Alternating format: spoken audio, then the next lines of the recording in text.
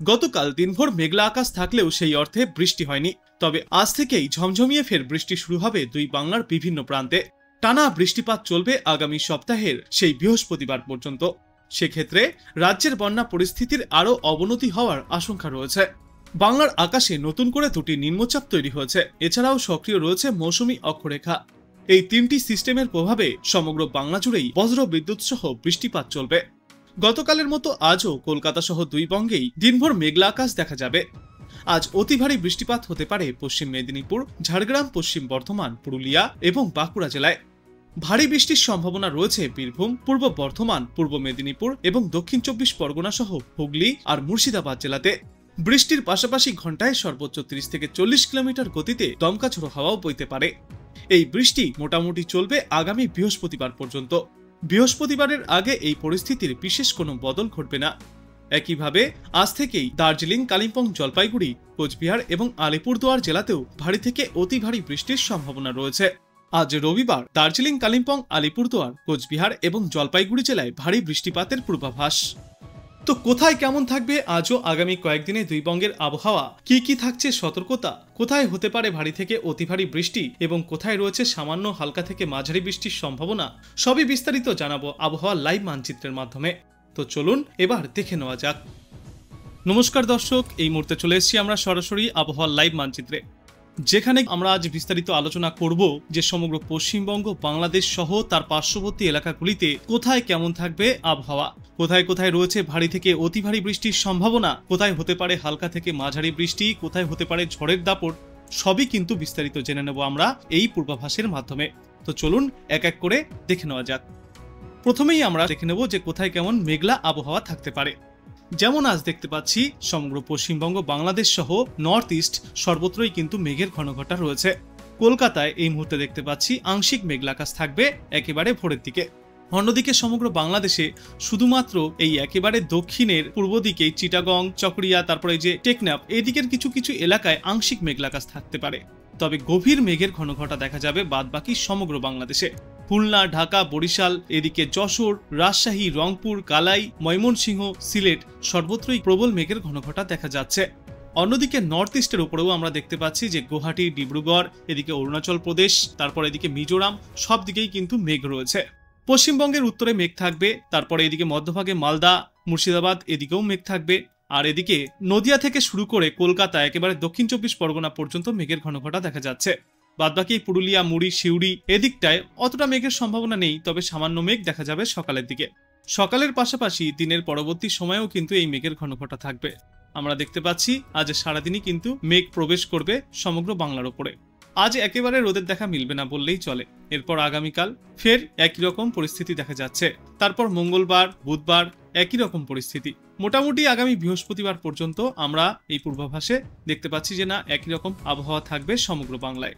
বৃহস্পতিবার দুপুরের পর থেকে আবহাওয়ায় কিছুটা পরিবর্তন হতে পারে, সামান্য রোদের দেখা মিলতে পারে, কিন্তু ওই সময়তেও আংশিক মেঘলা আকাশ দেখা যাবে পশ্চিমবঙ্গ, বাংলাদেশ এবং তার পার্শ্ববর্তী এলাকাগুলিতে। মেঘের পর আমরা কথা বলবো তাপমাত্রা নিয়ে। বর্তমানে বৃষ্টি চলছে, যার জেরে তাপমাত্রা সে সর্বোচ্চ হোক বা সর্বনিম্ন উভয়ই কিন্তু স্বাভাবিকের থেকে কিছুটা নিম্নমুখী রয়েছে। আজ সকাল সকাল আমরা দেখতে পাচ্ছি দুই বাংলায় গড়ে সর্বনিম্ন তাপমাত্রা থাকবে 26 থেকে 27 ডিগ্রি সেলসিয়াসে। দু একটি জায়গায় ভিন্ন হতে পারে, যেমন এই শিলিগুড়ি, আলিপুরদুয়ার এখানে দেখতে পাচ্ছি 25 ডিগ্রি সেলসিয়াস, সিকিমে একটু কম থাকবে, দার্জিলিংয়ে কম থাকবে, কালিম্পংয়ে কম থাকবে। তাপমাত্রায় সকালের দিকে বেশ ভালোই কম রয়েছে, মনোরম আবহাওয়া থাকবে পশ্চিমবঙ্গ, বাংলাদেশ উভয় জায়গাতে। এরপর আজ দুপুরের দিকে ফের এই তাপমাত্রা অনেকটাই বৃদ্ধি পাবে, কিন্তু স্বাভাবিক তাপমাত্রার থেকে প্রায় 4 ডিগ্রি সেলসিয়াস কম থাকবে। 29 ডিগ্রি সেলসিয়াস থেকে শুরু করে 31 ডিগ্রি সেলসিয়াস, কোথাও কোথাও সর্বোচ্চ 32 ডিগ্রি সেলসিয়াসে থাকতে পারে সর্বোচ্চ তাপমাত্রা।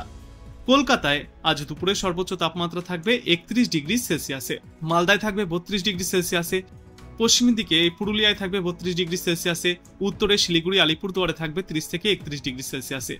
বাংলাদেশের রংপুর এখানে থাকবে 31 ডিগ্রি সেলসিয়াস, ময়মনসিংহে থাকবে 31 ডিগ্রি সেলসিয়াস, ঢাকা, রাজধানী ঢাকায় থাকবে 31 ডিগ্রি সেলসিয়াস, কুমিল্লা, সিলেট এখানেও 31 ডিগ্রি সেলসিয়াসে থাকবে সর্বোচ্চ তাপমাত্রা। খুলনায় আবার একটু বেশি দেখা যাচ্ছে, এখানে 32 ডিগ্রি সেলসিয়াসে থাকবে সর্বোচ্চ তাপমাত্রা। রাজশাহী, মেহেরপুর এদিকটায় এবং যশোর এখানে এই তাপমাত্রা থাকবে 30 থেকে 32 ডিগ্রি সেলসিয়াসের মধ্যে। দক্ষিণে চিটাগং, কালাপাড়া, এখানে থাকবে 30 থেকে 31 ডিগ্রি সেলসিয়াস, টেকনাফ মহেশখালীতে থাকবে 29 ডিগ্রি সেলসিয়াস। আর আজকের পর আগামীকাল এই তাপমাত্রা কিছুটা বাড়তে পারে 1 থেকে 2 ডিগ্রি সেলসিয়াস পর্যন্ত। তারপর মঙ্গলবার ফের এই তাপমাত্রা প্রায় একই রকমই থাকবে। বুধবার আবারও দেখতে পাচ্ছি এই তাপমাত্রা 30 থেকে 32 ডিগ্রি সেলসিয়াসের মধ্যেই থাকবে এবং বৃহস্পতিবারও এই তাপমাত্রা প্রায় একই থাকবে। যতই তাপমাত্রা বৃদ্ধি পাক, আপাতত যেহেতু বৃষ্টি চলছে তাই তাপমাত্রা মনোরমই থাকবে। আর যদি বৃষ্টি না চলে সেই ক্ষেত্রে যেহেতু আর্দ্রতার পরিমাণ অনেকটাই বেশি থাকবে, তাই অস্বস্তি কিছুটা ভোগাতে পারে মানুষকে। এরপর বৃষ্টি নিয়ে আলোচনা করব আমরা। আজ কিন্তু সকাল সকালই আমরা দেখতে পাচ্ছি যে পশ্চিমবঙ্গ হোক বা বাংলাদেশ উভয় জায়গাতেই ভারী থেকে অতি ভারী বৃষ্টির সম্ভাবনা রয়েছে। সকাল সকাল বজ্র বিদ্যুৎ সহ বৃষ্টির সম্ভাবনা রয়েছে কলকাতা, চন্দননগর, শান্তিপুর, বর্ধমান, কাটোয়া, এদিকে নলহাটি, মুর্শিদাবাদের বাদবাকি এলাকা। অন্যদিকে উত্তরবঙ্গের এই মালদা, দক্ষিণ দিনাজপুর, উত্তর দিনাজপুর, শিলিগুড়ি, দার্জিলিং, কালিম্পং, জলপাইগুড়ি, কোচবিহার, আলিপুরদুয়ার সর্বত্রই।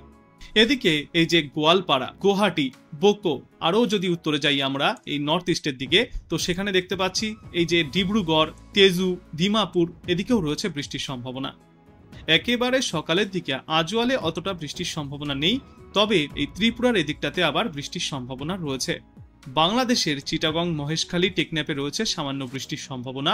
ভারী বৃষ্টি এবং বজ্রবিদ্যুৎ সহ বৃষ্টির সম্ভাবনা রয়েছে খুলনা, মেহেরপুর, রাজশাহী, এদিকে কাপসিয়া, লাখাই, কিশোরগঞ্জ, মৌলভীবাজার, মদন এদিকটায়। এবাদেও বাংলাদেশের উত্তর থেকে দক্ষিণ, পূর্ব থেকে পশ্চিম সর্বত্রই বজ্রবিদ্যুৎ সহ বিক্ষিপ্তভাবে বৃষ্টি চলবে। বাংলাদেশের সব অঞ্চলেই কিন্তু এই বৃষ্টির সম্ভাবনা সকাল সকাল আমরা দেখতে পাচ্ছি। শুধুমাত্র এই পশ্চিমবঙ্গের এই পশ্চিম দিকের এলাকা, যার মধ্যে রয়েছে এই খড়গপুর থেকে শুরু করে বাঁকুড়া, দুর্গাপুর, সিউড়ি, এদিকে মুড়ি, পুরুলিয়া, এদিকটায় বৃষ্টির সম্ভাবনা সকালের দিকে একটু কম দেখা যাচ্ছে। আজ কিন্তু বেলা বাড়ার সঙ্গে সঙ্গে এই পরিস্থিতি আরো বদলাবে। বৃষ্টির সম্ভাবনা সারা দিনই রয়েছে দুই বাংলার একের পর এক জেলায়।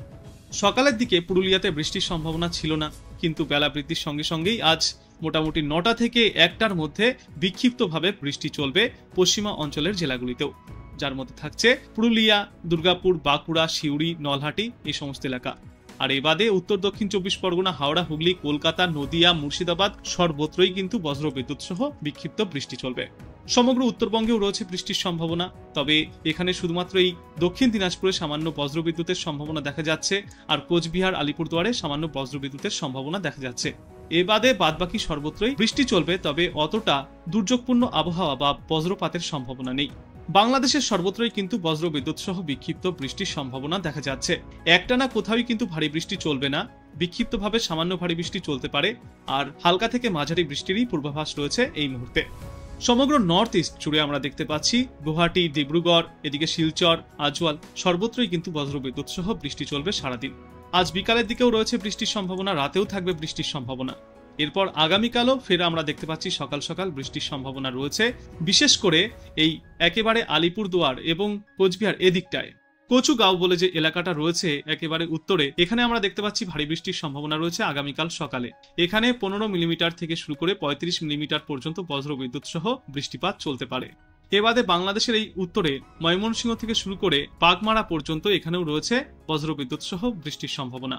ভারতের তুরা, গোয়ালপাড়া এদিকেও চলবে ভারী বৃষ্টি, গুয়াহাটিতে চলবে ভারী বৃষ্টি, ডিব্রুগড়, অরুণাচল প্রদেশে চলবে ভারী বৃষ্টি।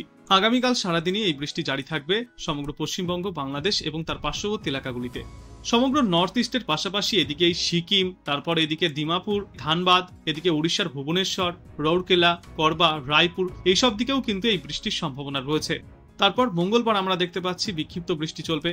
বুধবারও সারাদিন বিক্ষিপ্তভাবে বৃষ্টি চলবে। এই বৃষ্টির সম্ভাবনা আরো অনেকটাই বাড়তে পারে এই বুধবার থেকে, হালকা থেকে মাঝারি এবং কোথাও কোথাও সামান্য ভারী বৃষ্টির সম্ভাবনা রয়েছে বুধবার থেকে।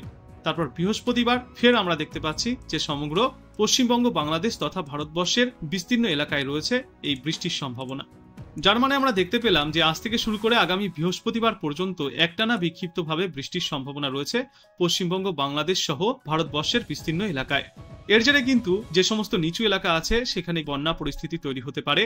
আর যেহেতু চাষের সময়, তো চাষের জমিতে অতিরিক্ত বৃষ্টি হলে ক্ষতি হতে পারে, তাই চাষিদের জন্য বলা হচ্ছে তারা যেন আগাম সতর্কতা অবলম্বন করে। বজ্রবিদ্যুৎ সহ বৃষ্টির পাশাপাশি সমস্ত এলাকাতেই বৃষ্টি চলাকালীন সময়ে প্রতি ঘন্টায় সর্বোচ্চ 30 থেকে 40 কিলোমিটার গতিতে দমকা ঝড়ো হাওয়াও বইতে পারে, যার জেরে এই উপকূলবর্তী এলাকা, এই সমস্ত এলাকাতে কিছুটা ক্ষতিগ্রস্ত হতে পারে বিভিন্ন নিচু এলাকাগুলি। তো এখানেও কিন্তু সাবধানতা অবলম্বনের প্রয়োজন আছে।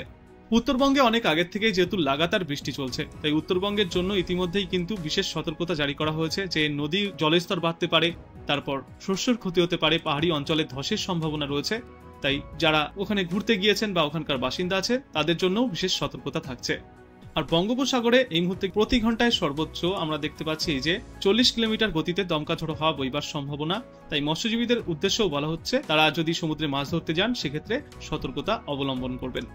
তো মোটামুটি এই পর্যন্তই ছিল আজকের আবহাওয়ার পূর্বাভাস। খবরটাকে শেষ পর্যন্ত দেখার জন্য ধন্যবাদ। ভালো থাকবেন।